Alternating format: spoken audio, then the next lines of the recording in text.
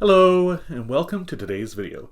In today's video I'm going to make a needle felted Kirby. If you want to try needle felting for yourself, I'll put some links to get you started in the description box below.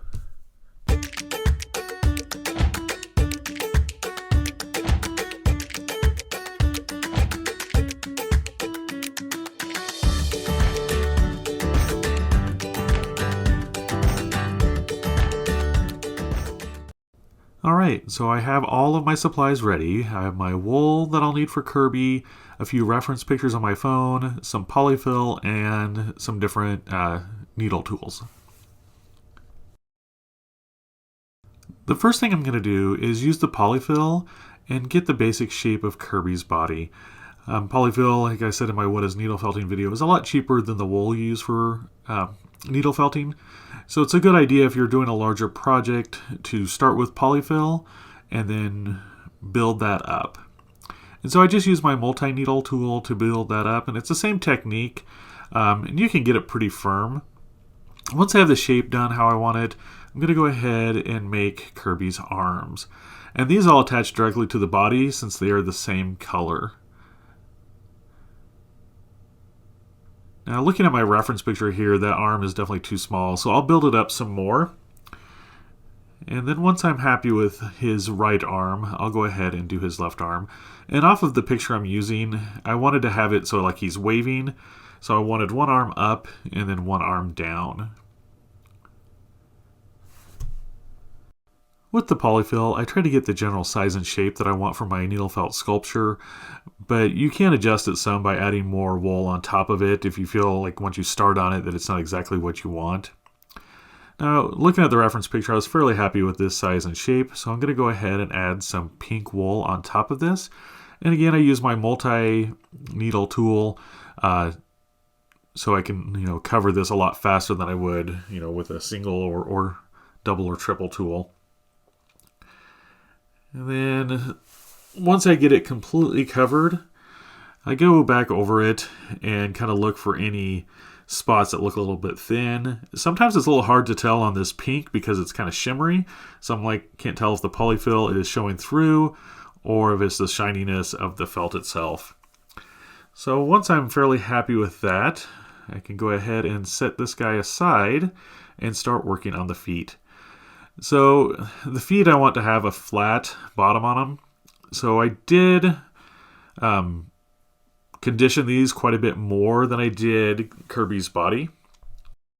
And when you do that and you get that polyfill really dense, you do have an increased chance of breaking your needles.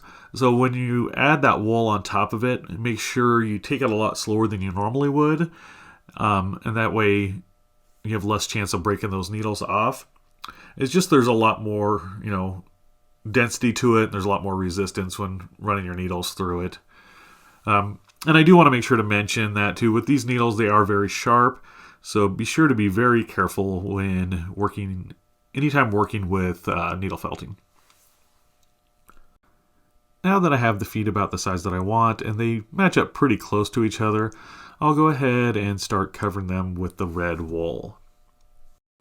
The needle tool I'm using to cover the feet with the red felt has 3 needles in it. So this will give me a little more precision than using that larger multi-needle tool that you see off to the side there, the one I used to do the fiber or the polyfill. It's polyfill fiber fill, it's the same thing. Some will call it polyester fiber fill.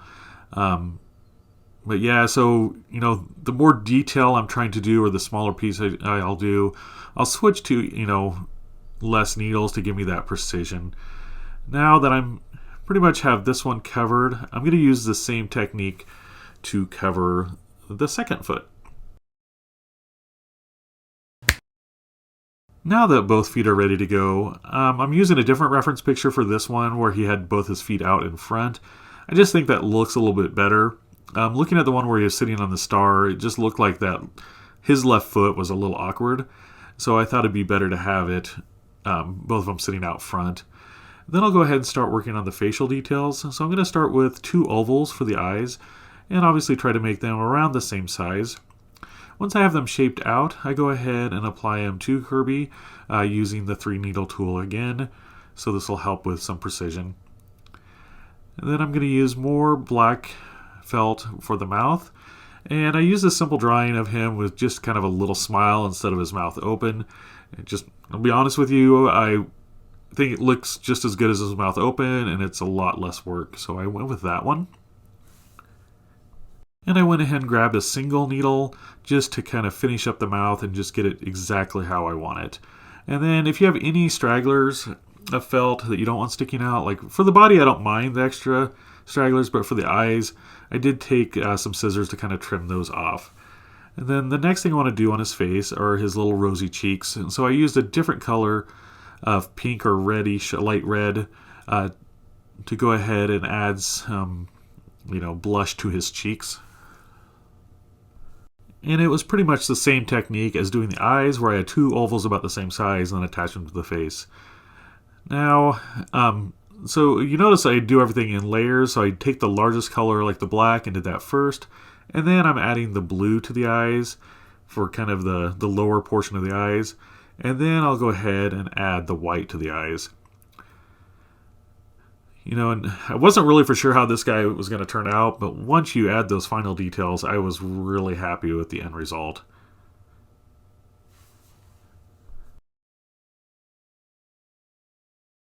Alright, here's the finished needle felt Kirby. I hope you enjoyed today's video, and if you have ideas for other characters you'd like to see me make out of needle felt, please leave them in the comments down below.